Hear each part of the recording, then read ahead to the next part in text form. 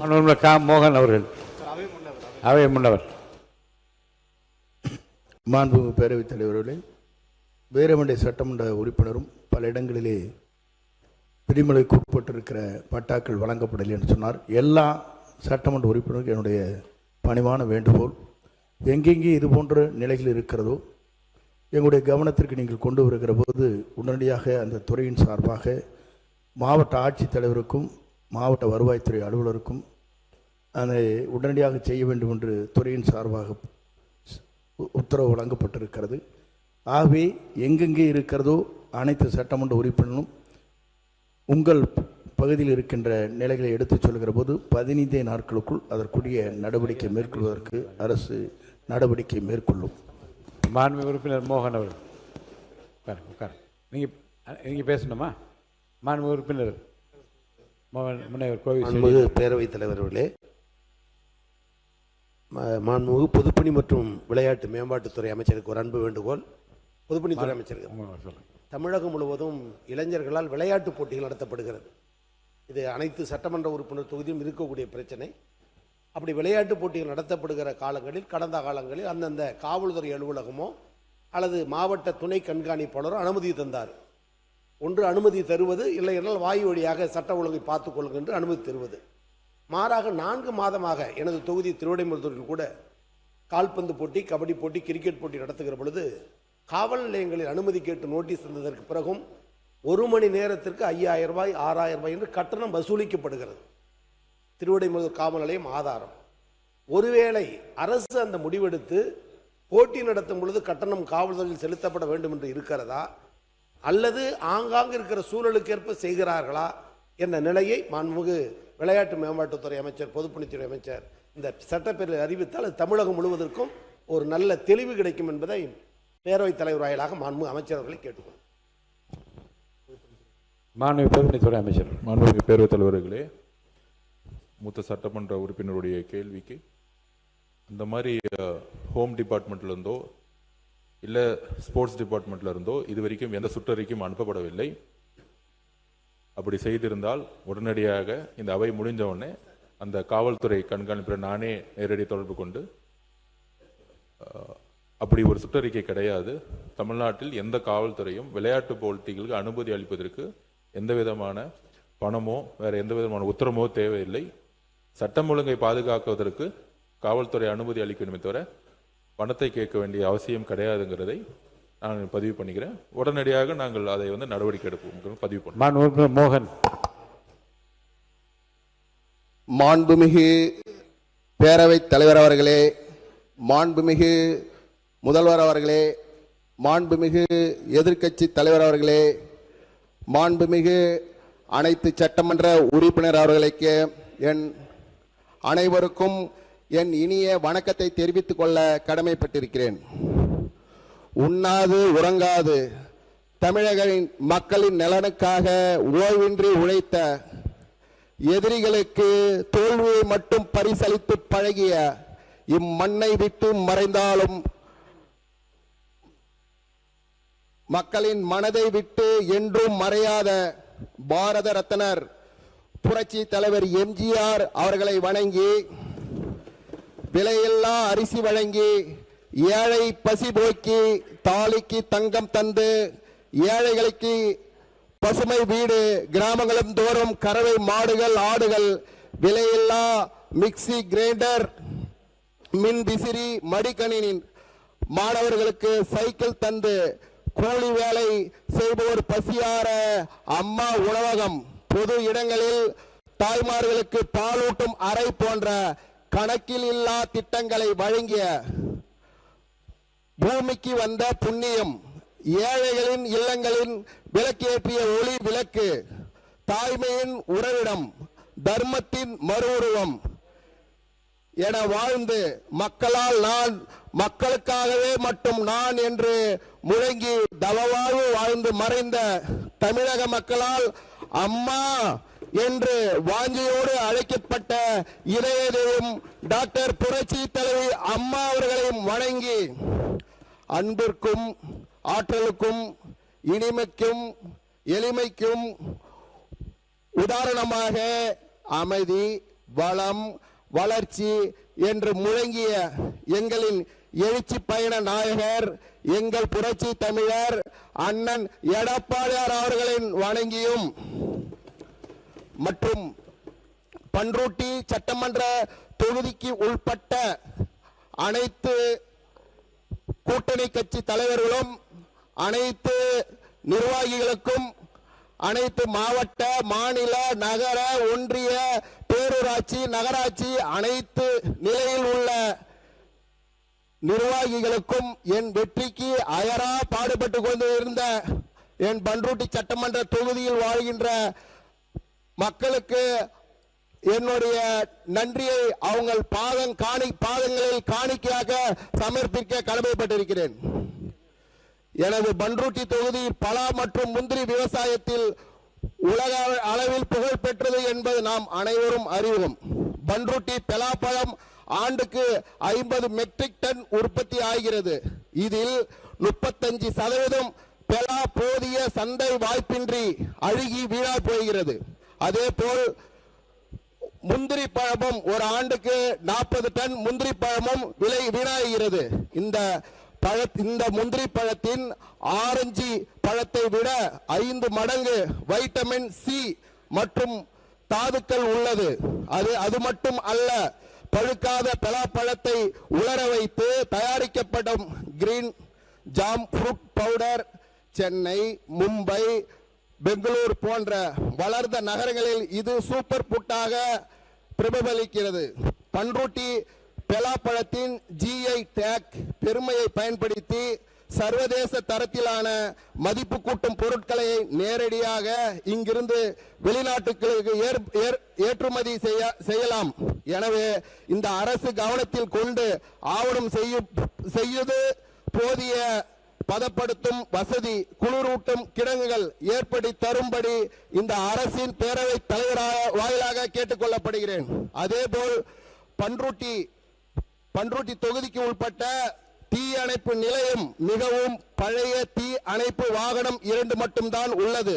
மேலும் அதன் கொள்ளளவு மிக சிறியதாக உள்ளதால் எனவே புதிய பெரிய கொள்ளளவு கொண்ட தீயணைப்பு வாகனம் ஒன்று வாங்கி தருமாறு இந்த அரசை கேட்டுக்கொள்ளப்படுகிறேன். அதே போல ஒரு 10 நாட்களுக்கு முன்பு கூட பண்ருட்டி போக்குவரத்து பனிமலையில் மிகப்பெரிய தீ விபத்து நடந்தது. அதே போல் பலாப்பழம் மண்டி வைத்திருக்கிறவர்கள் ஒரு 15 கடைகள் எரிந்து நாசமானது என்பதை இந்த நேரத்தில் தெரிவித்துக் கொள்ள கடமைப்பட்டிருக்கேன். ஏனென்றால் அந்த ஃபயர் சர்வீஸ் ஆபரேட்டர் அவங்க இன்ஸ்பெக்டரை கேட்கும் போது எங்களுக்கு ஒரு தடவை அணிச்சிட்டு திருப்பி போய் தண்ணி பிடிச்சிட்டு வரும்போது அதுக்குள்ளே எரிஞ்சிருது என்ற ஒரு குற்றச்சாட்டு அவங்க சொல்றாங்க. ஆகினால் மேலும் புதிய நீர்த்தேக்கு தொட்டி கட்டும் போது அதில் தீ அணைப்பு வாகனம் நீரை தேக்கிக் கொள்ளும் வசதியை, அதாவது குழாய் இணைப்பை அமைத்து நடவடிக்கை எடுக்குமாறு இந்த பேரவைத் தலைவராக வாயிலாக கேட்டுக்கொள்ளப்படுகிறேன். ஏன்னா அந்த டேங்க் கட்டினால் ஜீவோவே இருக்கு. தீயணைப்பு துறைக்கு அந்த இடத்துல வாகனங்களை தண்ணீர் ரப்பிக்கிறதுக்கு புது டேங்க் இப்ப யாரும் அந்த மாதிரி சிஸ்டம் கட்டுறதில்ல. அதே போல மேலும் பண்ருட்டி தொகுதிக்கு உட்பட்ட பாலூர் மேல்நிலை பள்ளி புதிய கழிவறை, புதிய கல்வி கட்டடம் ஒன்றும் பள்ளிக்கு சுற்றி உள்ள ஆக்கிரமிப்புகளை அகற்றி புதிய சுற்றுச்சுவர் அமைத்து தருமாறு கேட்டுக்கொள்ளப்படுகிறேன். மேலும் பண்ருட்டி தொகுதிக்கு உட்பட்ட மக்களின் நீண்ட நாள் கோரிக்கையான கெடிலம் ஆற்றில் குப்பைகளை கொட்டி அவலமான நிலை உள்ளது. இந்த குப்பைகளை அகற்றி அந்த தென்பெண்ணை ஆற்றை சுத்தமாக வைத்துக் கொள்ள நடவடிக்கை எடுக்குமாறு தாய்மையுடன் கேட்டுக்கொள்ளப்படுகிறேன். மற்றும் மிக முக்கியமான பிரச்சனை தெரு நாய் பிரச்சனை மிக பெரிய பிரச்சனையாக தமிழ்நாட்டில் உருவெடுத்துள்ளது. 2024 மட்டும் 4.8 லட்சம் நாய்க்கடி வழக்குகள் உள்ளது. 2025 5.25 லட்சம் நாய்க்கடிகள் வழக்குகள் உள்ளது. 2026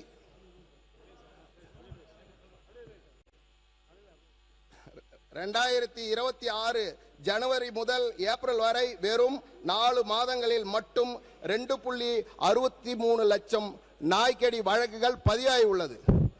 2024 4 மாதத்தில் மட்டும் 17 பேர் ரேபிஸால் உயிர் எழுந்திருப்பார் என்பதை இந்த அரசை தெரிவித்துக் கொள்ள கடமைப்பட்டிருக்கிறேன். ஆகையால் அந்த உயிரிழப்பை தடுக்கும் வகையில் இந்த அரசின் பேரவை தலைவர் வாயிலாக அதை சரி செய்வதற்கு ஒரு நடவடிக்கை எடுக்க வேண்டும் என கேட்டுக்கொள்ளப்படுகிறேன்.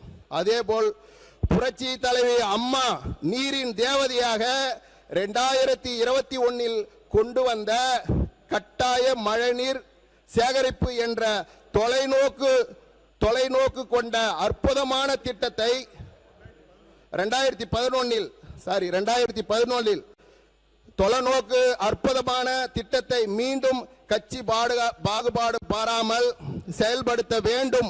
அனைத்து வீடுகளிலும் அரசு அலுவலகங்களிலும் வணிக வளாகங்களிலும் அனைத்திலும் இந்த திட்டத்தை செயல்படுத்த வேண்டும் என்று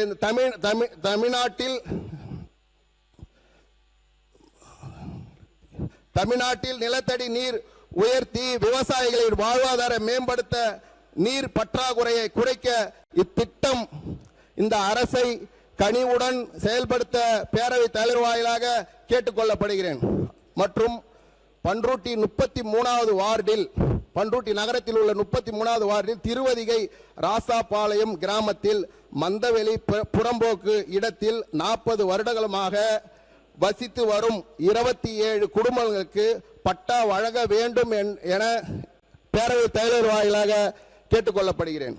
மற்றும் பண்ருட்டி நகரத்தில் உள்ள களத்தமேடு என்கின்ற புதுநகர் மற்றும் சாமியார் தர்கா ஆகிய 2 பகுதிகளில் சுமார் 50 ஆண்டுகளுக்கு மேலாக 400க்கும் மேற்பட்ட குடும்பங்கள் வசித்து வருகிறது.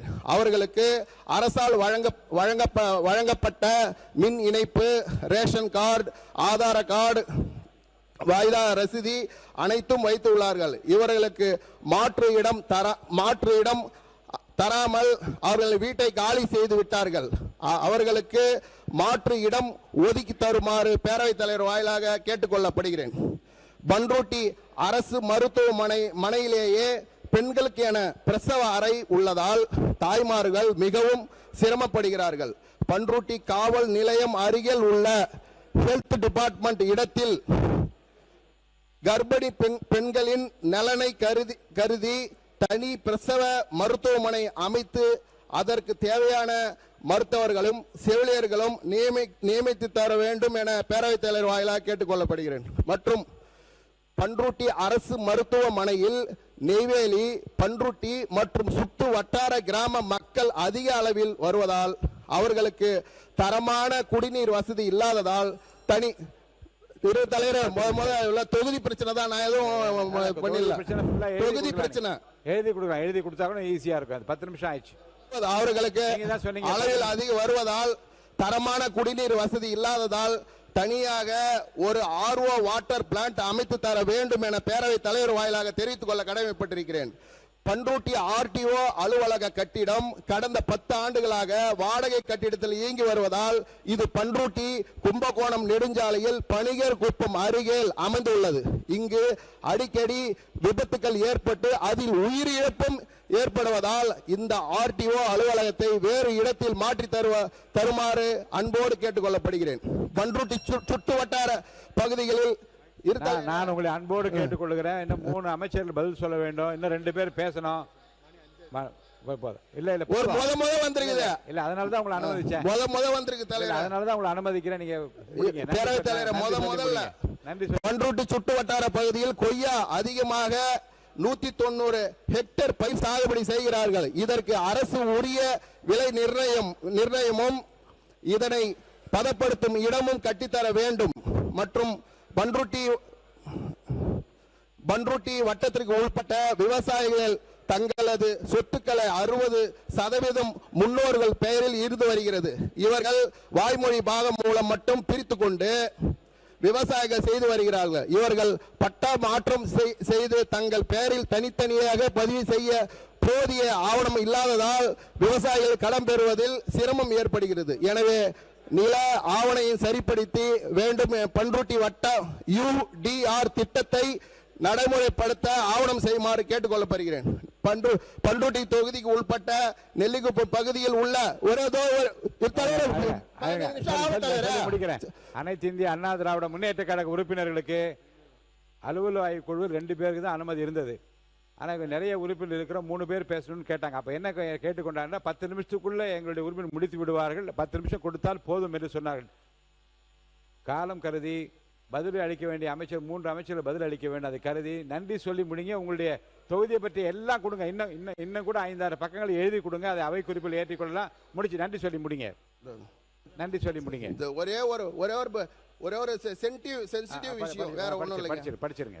டாக்டர் புரட்சி தலைவர் அவர்களின் வழியில் மறைந்த மக்கள் முதல்வர் டாக்டர் புரட்சி தலைவர் அம்மா அவர்களால் கடந்த 1995 ஆண்டு பெண்களின் முன்னேற்றத்துக்காக கருத்தில் கொண்டு தமிழக முழுவதும் மக்களின் மகத்தான திட்டமான மகளிர் நியாய விலைக் கடைகளை தொடர்பான கடலூர் மாவட்டம் முழுவதும் 12 கடைகள், அதில் தற்போது 9 கடைகள் மட்டும் இயங்கி வருகிறது. பண்ருட்டி சட்டமன்ற தொகுதிக்கு உட்பட்ட திருத்துறையூர் கிராமத்தில் திருமதி சா ஜெயகோபி என்பவர் தேசிய பறவை கணவனால் கைவிட தேசிய பறவை மகளிர் சுய உதவி குழு உறுப்பினராக கொண்டு சிறப்பான முறையில் கிராம பொது மக்களுக்கு எந்த ஒரு புகாரும் இன்றி கடந்த 30 ஆண்டு காலமாக நடைபெற்று வந்த மகளிர் நியாய விலை கடைகளை கடந்த ஆட்சியில் தனிப்பட்ட நபர் ஒருவரின் அரசியல் காழ்ப்புணர்ச்சி காரணமாக கதிரவன் பேச ஆரம்பிச்சிருங்க. மென்ஷன் பண்றது அப்புறமா பண்ண. இன்னைக்கு மென்ஷன் பண்றதை பத்தி இன்னும் முடிவு எடுக்கல. தயவுசெய்து உட்காருங்க. பேசி முடிக்கிட்டோம். அலோவ் பண்றேன். உட்காருங்க.